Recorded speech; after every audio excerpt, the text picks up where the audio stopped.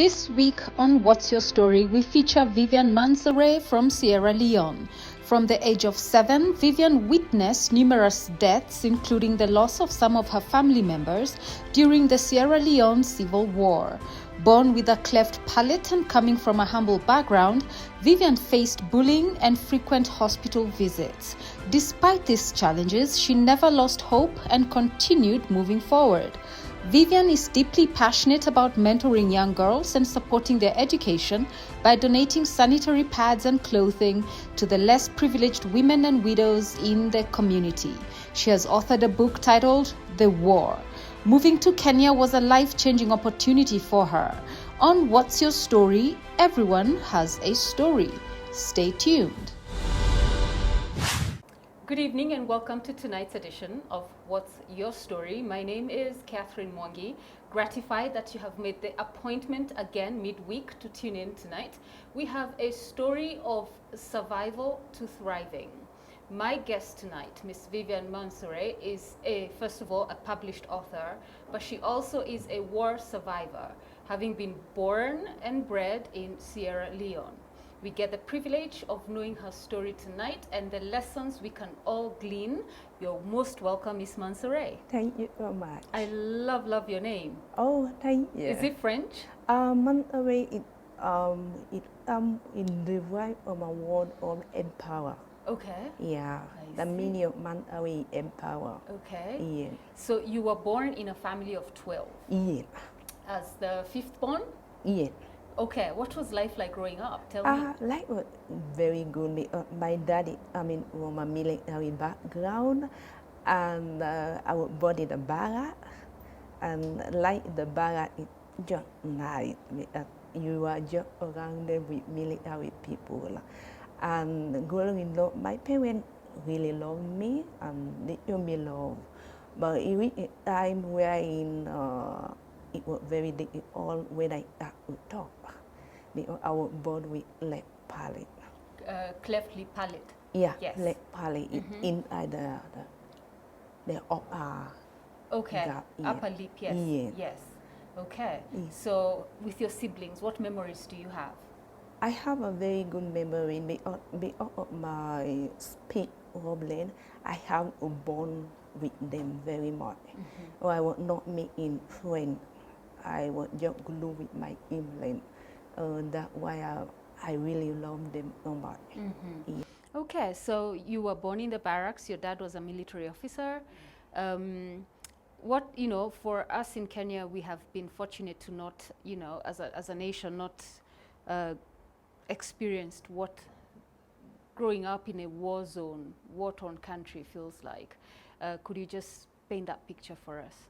Yeah, what really not easy because I remember I was around 7 years when the war broke in Sierra Leone, and it like that morning we are in school with early morning prep, and we just arrived in our lab and we started here with the gunshot, and everybody have laid home because the gunshot was very intense. It all over rapid firing. When we went home and we talked to our parents, but at that time my dad was not in Sierra Leone, he was in Liberia. And I went to Liberia because Liberia was having another war. Yeah. So my dad was not there, only my mom, we were in the barrack.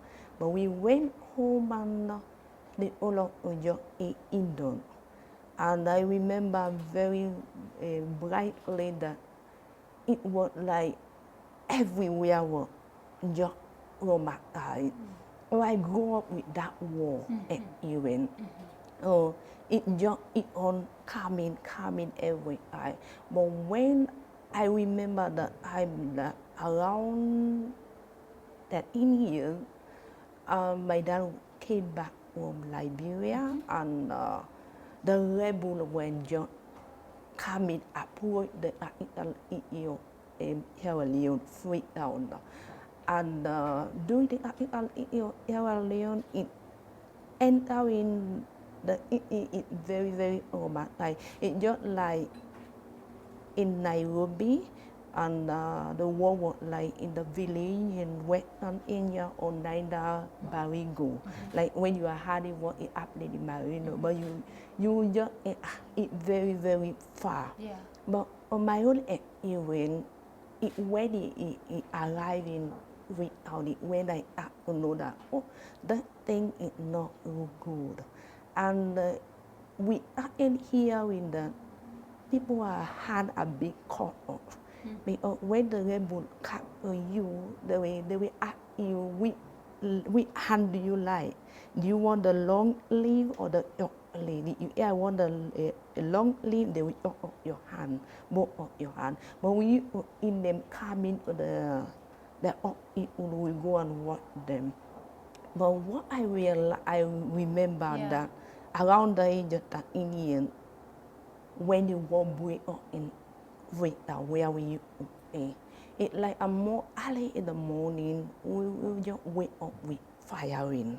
Everywhere was firing, and they announced to us that the rebel are come. And when the rebel come, but you know in West Africa they have an mini in the only F1. F1 is like the way you have your own Africa mini. Or F1 land that they aim together to come and help us.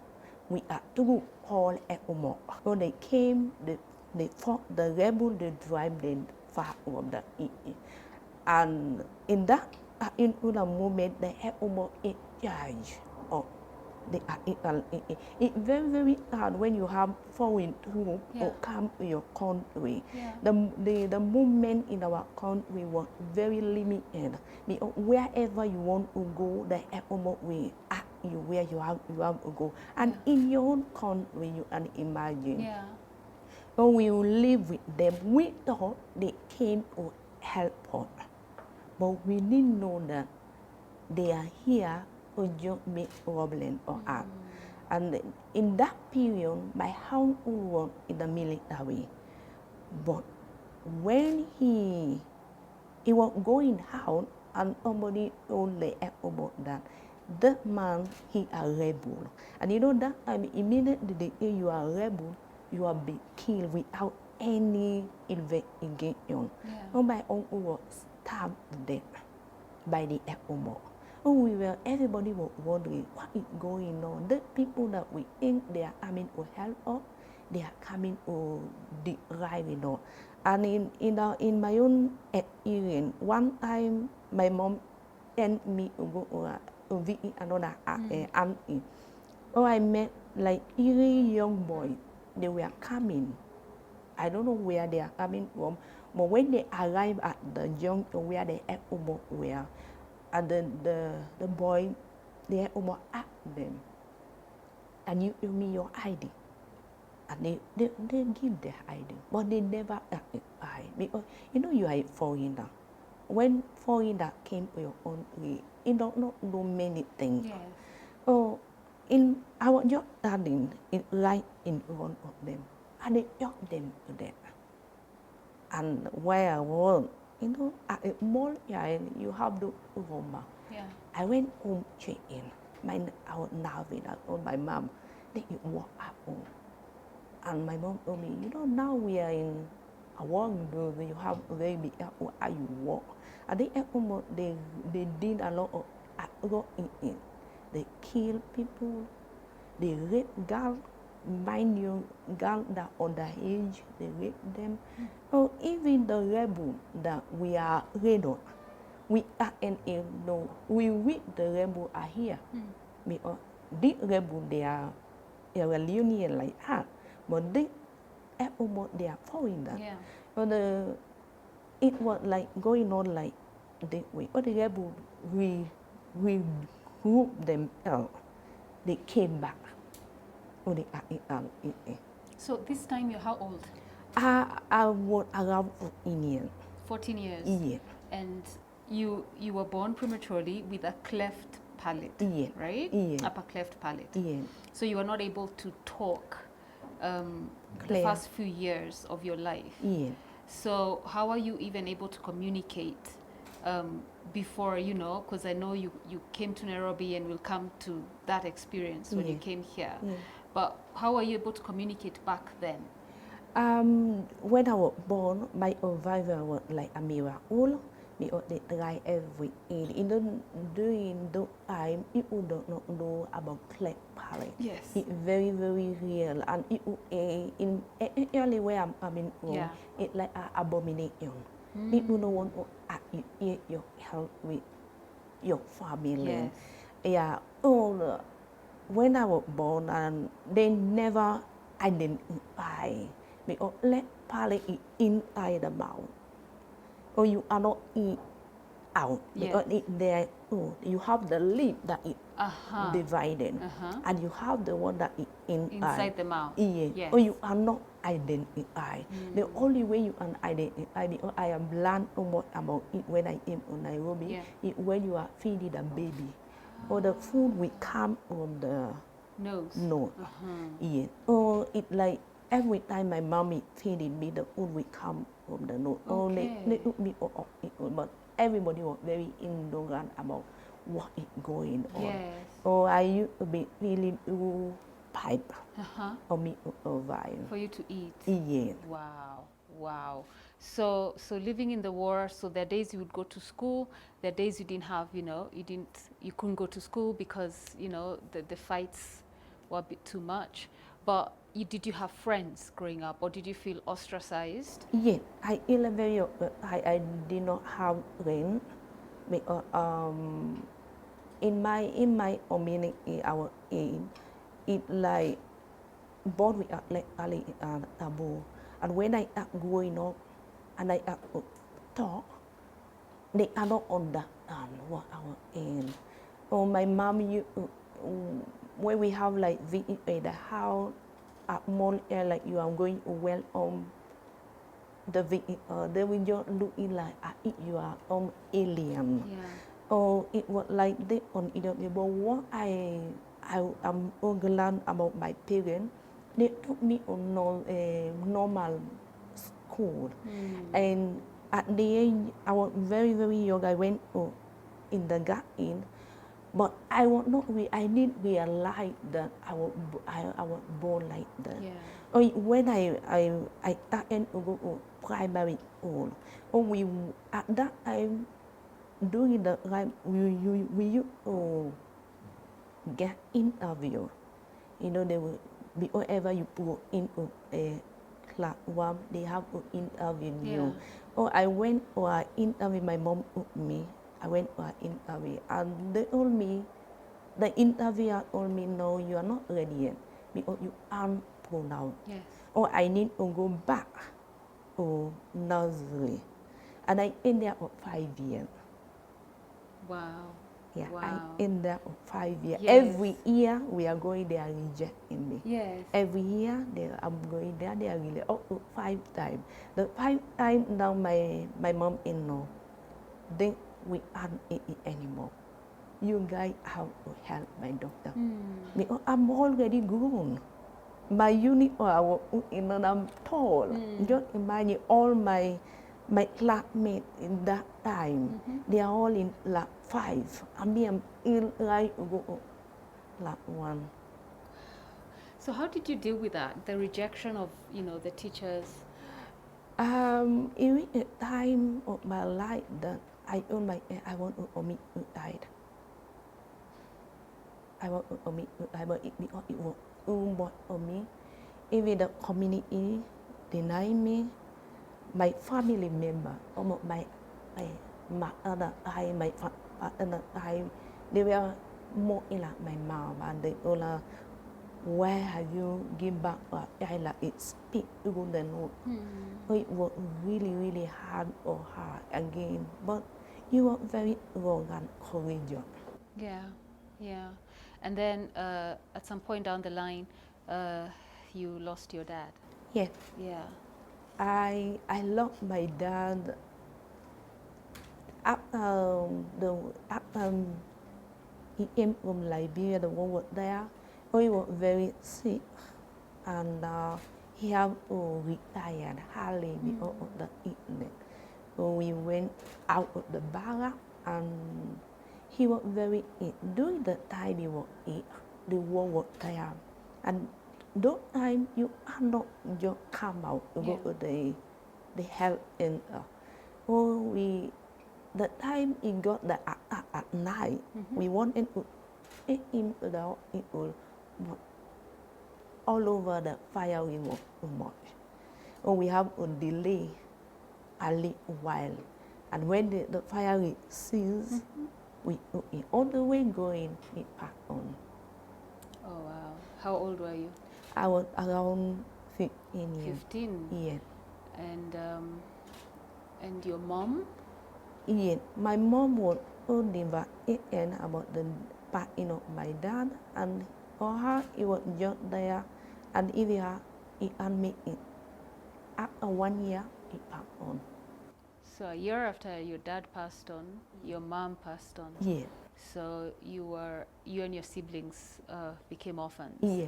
So how are you living? What was that season of your life like? For me, personally, what my look is because my parents were they're like a hero for me. I look up for them, even though I was being denied so many. Yeah, I'm being denied or at my age with the community. It was like look easy for me. I wanted to follow them on my it can't be happening with me. So I went with an auntie of my mom, and he told me, now you are in my house, you will not go to school. She did not want you to go to school? Yeah, and he told me, there is no need for you to go to school because if you go to school, which job are you going to get? Because you are not well and I ate at home for 2 years. Was not going on. And then something happened. A miracle happened. Yeah, a very good miracle where I'm black to have my brother-in-law. I did like I prayed a lot. I'm a very born again. Yeah, I believe in God. You know, in this time of your life, you have to just depend on God. Because if it's not on God, I don't know how I will be. My elder at the mom of Moses, he was very lucky and he met a Kenyan man, and he went to Sierra Leone on the United Nations work, and they met and they got married. When I met him, fact, I was really went to talk to him because I thought he going to isolate me. Yeah. But they welcomed you. He welcomed me very much. And the one told me, you know, in Kenya, we are not like that. Kenyan people are very welcoming. They in earlier the ability is ability. Yeah. So he told me like that. And he asked me, what do you want me to do for you? And I told him, I want to go to school. Oh. Okay. We'll come back to the rest of Vivian's story, where we left off at her brother-in-law, that's her sister's husband, met with her and just asked, what do you want? And you just heard, you know, she wanted to go back to school, and that's where her breakthrough happened when she finally came to Kenya. But we explore all of that right after this commercial break. What's the first word you said? The first one I said it pulled out the word dad. Oh. Yeah. I was not able to pull out the word dad. Oh gosh. Yeah. Oh my God.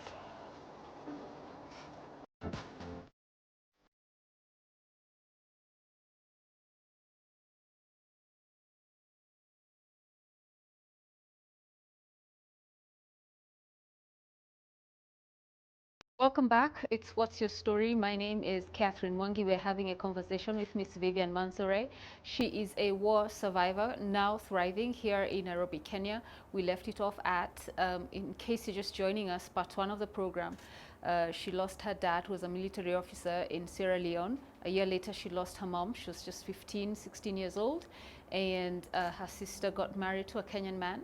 And that was the turning point of her life.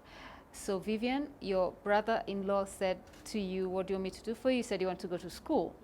So I find that interesting because the first thing you know, I would expect you'd say, take me to hospital. I need them to do surgery or something, but you wanted an education. Yeah. Okay, so how is it that the education was more important to you?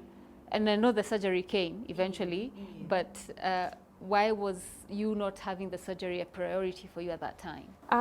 My dad told me that education is the key of so yeah. So you remembered Daddy's words? Yeah. Okay. So you left your auntie who had refused to take you to school, and now you were moving to Kenya. I was ill in Sierra Leone. Uh-huh. Yeah, I was ill in Sierra Leone. I went back to in Sierra Leone. Yeah. And you finished? Yeah, I So when did you come to Kenya? I came to Kenya 2006. 2006. Okay. So what was that like? Like, you're leaving a war-torn country to come to a peaceful nation. What were your feelings? Oh, that was very exciting for me. Because I would just imagine how Nairobi looked like.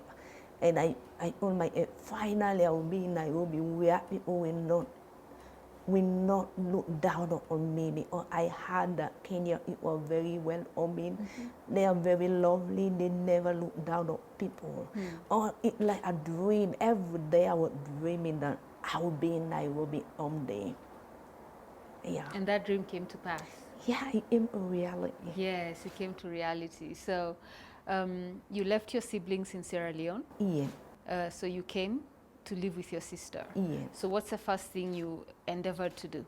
When I arrived in Nairobi, Nairobi is very beautiful. Okay. I would just imagine now back home comparing what country and now Nairobi, that Nairobi is very beautiful. And I remember the first time I arrived in Nairobi, I would just look into the window and wow, that like it's so amazing.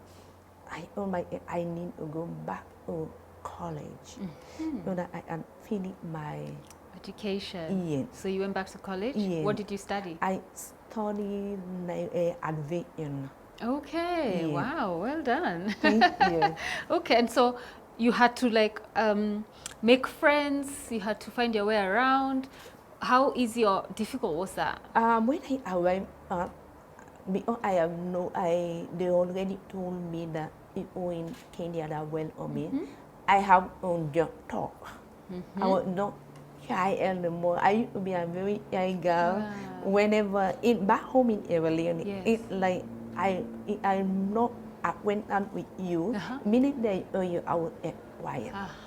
But in Nairobi, I become lively. I was talking to everybody, and you know the first time I spoke to somebody, and the way he looked at me, looked like a neighbor.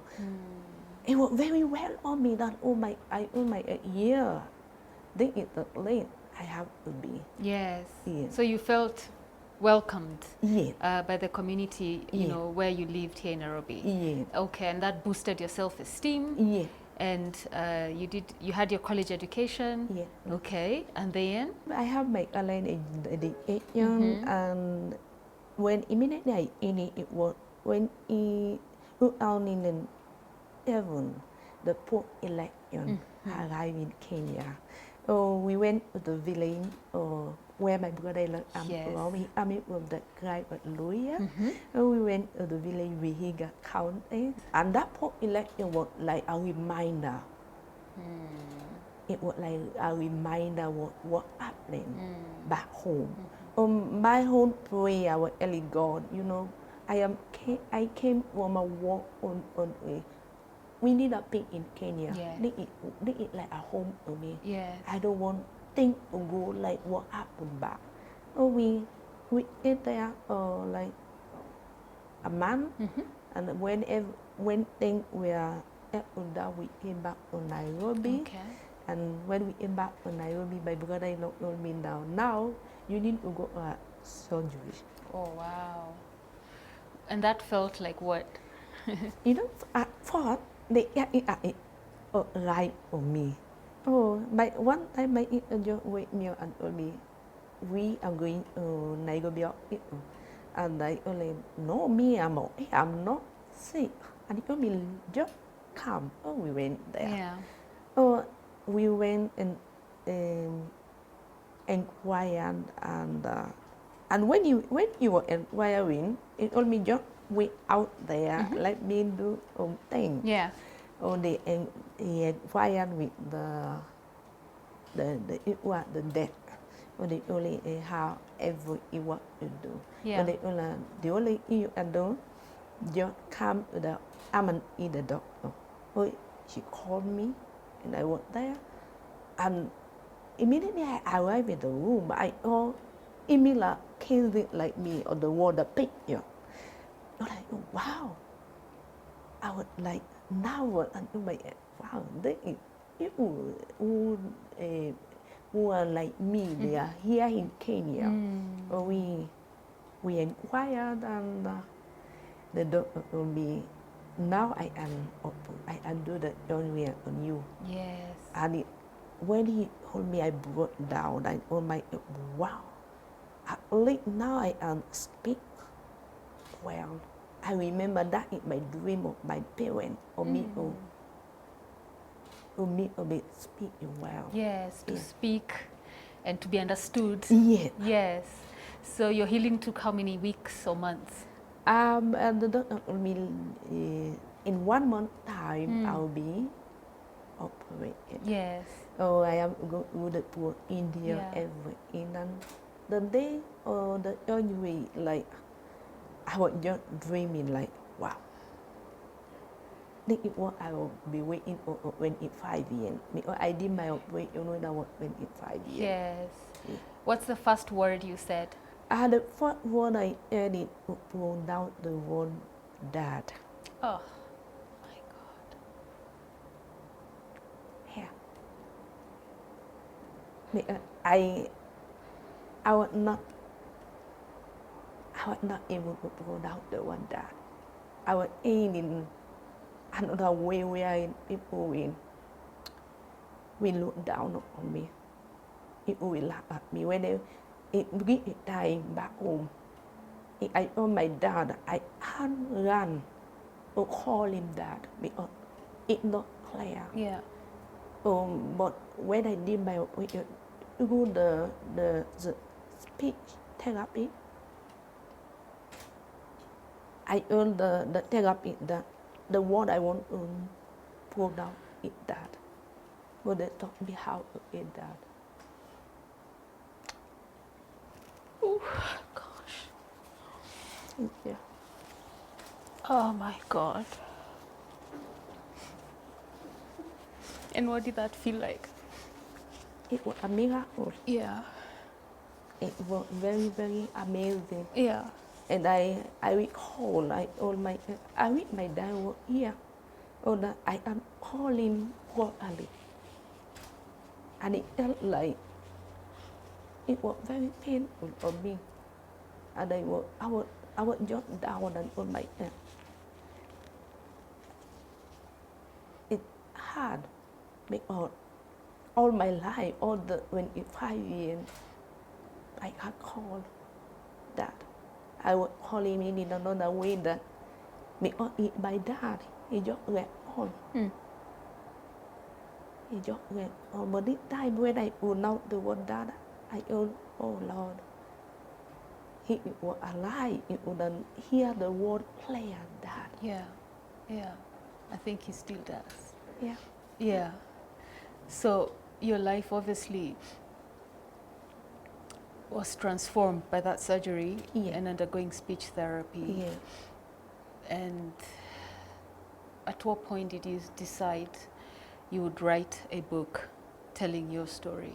During my era, the doctor, I also go or review for my doctor. He look at photo of me. And he look at my on me, Vivian, you are very beautiful. You need to go. You need to write modeling. So I become a model in Kenya. Yeah. Oh, well done. Yes. I become a model in Kenya for many years. Like how I can gain more confidence. Because he advised me that in modeling you can gain more confidence when you interact with people. Yeah. I become a fashion model, doing so many shows in the magazine. When I in my modeling career, I didn't give back to the community. Because the people were very welcoming to me. Yeah. It made up for me to do something that I will give back. I went to the village where my brother is coming home. I know that the girls there, they are struggling with sanitary pad. I came up with a program where every year, every December, I will go to the village and donate pad. School going children, so that they are not left behind. I act the program I do because the program I gather my friends that I know. I will ask them, please help me with a pack of pad, and just like that they will donate. And I found the girls were very happy. And I look back and I saw the widow. When they are going to church, they are not looking on well. And I own the thing I did. I gather all my clothes that I'm not using. I give to the church. And I ask people around, the clothes that you're not wearing, please just give me so that I can give my widow in the village. So I came up with another program where every December I would put a smile on a widow face. So it's like widow and the ongoing children, that is my passion. But it reached a time that it was not easy. Why on my the only way I have a very powerful story to tell. I can put it down and write a book. Wow. So I put it down and I write a book, and I told my the more little I'm going to have on my book, it can go to the project that I'm doing.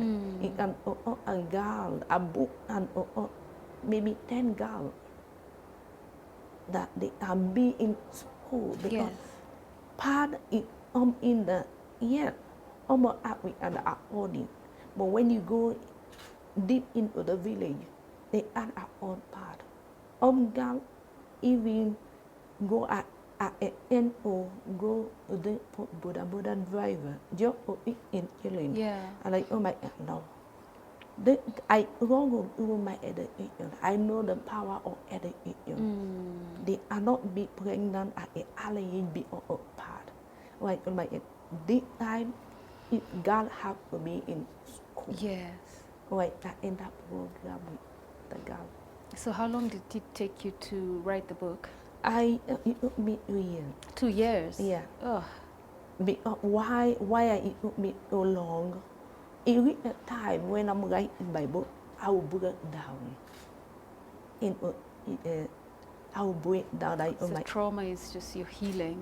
Yes. Or no, let me just put the book down. But thank God of my brother-in-law, he very, very lovely. It's very amazing. It's like my dad. It's like my dad. When I see him, I just remember my dad. He told me, Vivian, you need to write the book so that people out there will know your story. People out there will know that everything is possible. How wonderful. How wonderful. So for parents watching who have perhaps children that they've given up on, or they don't see hope for the children. And in your case, you're very, very fortunate and blessed in the sense of your sister and her husband, because again, it's also not an easy thing for an in-law to just embrace you. And you feel the warmth and the love and the welcome. And that is a miracle in itself, because most people don't have that going on for them. But for parents watching, or even caregivers watching who have, you know, they're on their wits' end, they're almost losing hope with the situations that they have at home, what would you tell them here? I will just tell them that, yes, it's not easy, but there is nothing impossible with God.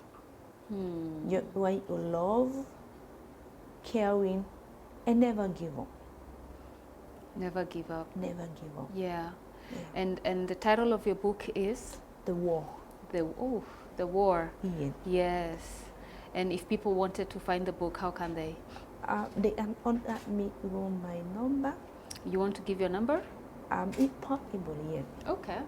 Yeah. Tell them. My number is 072-986-4273. Yes. Yeah. You want to repeat it? Yes, please. 072-986-4273. Okay. So as we say goodbye, Vivian, tell me, actually Vivian reached out to me on Facebook, and it's been a long conversation, you know, going. Why did you want to share your story today? I want to share my story with people out there, like people like me who are born with disability, people who are less confident that you have, it's good for you to look into my story that I got confident because of my hard working. You never look down on yourself, the community, the society, even family, they will look down on you. But remember, the Bible is that you are wonderfully made, fearfully made. In the likeness and image of God. And don't look at people. Just believe in God. Yeah. Would you say you have healed? Yes. Yeah. I have healed, and I'm very confident now. I can speak anywhere. Yeah. Yeah. How does one, you know, get into wholeness, embrace wholeness, embody wholeness? When you've been through war, how do you deal with the trauma of war? When I came to Kenya, doing the UN or the UN, it was there. Or I have like to talk to people, therapy, so that I'll be healed. And my brother-in-law play a great part in my life. Yes. Talk to me, inviting me here. I go to many healing programs. Yes. For example, if I had a gun job before, I mean like now I will just think about what went wrong. But now it's just normal. Yes. So you'll be triggered by loud noise, banging noise. Yeah. But now I'm okay now. You're okay now. Yeah. Have you been back to Sierra Leone? Not yet. No. Yeah. Do you plan to? I don't know yet, but maybe at time go home, I will go there and eat. Yeah, if at all you need to. Eat at only. Yeah. But here, Kenya is home for me. Kenya is home for you. I mean, you've been here about 18 years now. Yeah. And you don't know a word of Swahili. You knew I was going to say that. You don't know. Oh my God. Huh? So your next homework now is to learn Swahili. Yeah. But you can understand it, right? Yeah, you can hear and understand it. I can hear it and understand it. Yeah. It's just that when converting, Yeah. the one just went. The ones disappear. They appeared. Okay. Yeah. So your modeling career is doing well? No, I'm not. You're not modeling anymore? Yeah. It's when you first came and you did that for a Yeah. period of time. Yeah. Okay. So what takes up your time now? Now I work at a missionary. Okay. Yeah, I like doing men. I work at a missionary, Yes. and I do a lot of men at the program. Okay. I be called to give a speak in the school. Mm-hmm. Just book their come in and yeah. So if people watching and they want you to mentor their children or their girls or schools, it's the number you gave earlier? Yeah. Okay, so they reach you on that number. They agree me Yeah. that number. Well, I'm just so happy you came to What's Your Story today. You have a beautiful, beautiful story. Thank you. And I'm glad that you're healed. Yeah. Yes, and that strong faith that, you've been a fighter since you were a child. Yeah. And I think now you're in that space where you're giving to others, even as God pours into your life. Yeah. So I see that on you, but thank you so much for coming. You're welcome. Thank you. Ooh, okay, that marks the end of tonight's episode of What's Your Story with Miss Vivian Mansoray. So are you dating or are you single? I just remember. I'm ill. Oh, you're dating. Oh, why are you so shy? Yeah, I kind of remember these things when you're almost saying goodbye, but it's good to know. Love is a beautiful thing. So well done. Thank you. Well done. I hope he's a good man. Why are you laughing? You man, you better be a good man to this woman. That's all I'll tell you. I'm sure he'll watch the show, right? He's a good man. Is he a Kenyan? Okay, let me not put her on the spot. We say goodbye, but she's dating. Okay, so that number she gave is not for you to like ask her out on dates. You're dating. And the man is a good man, I hope. We say good night. Thank you for watching. God bless you.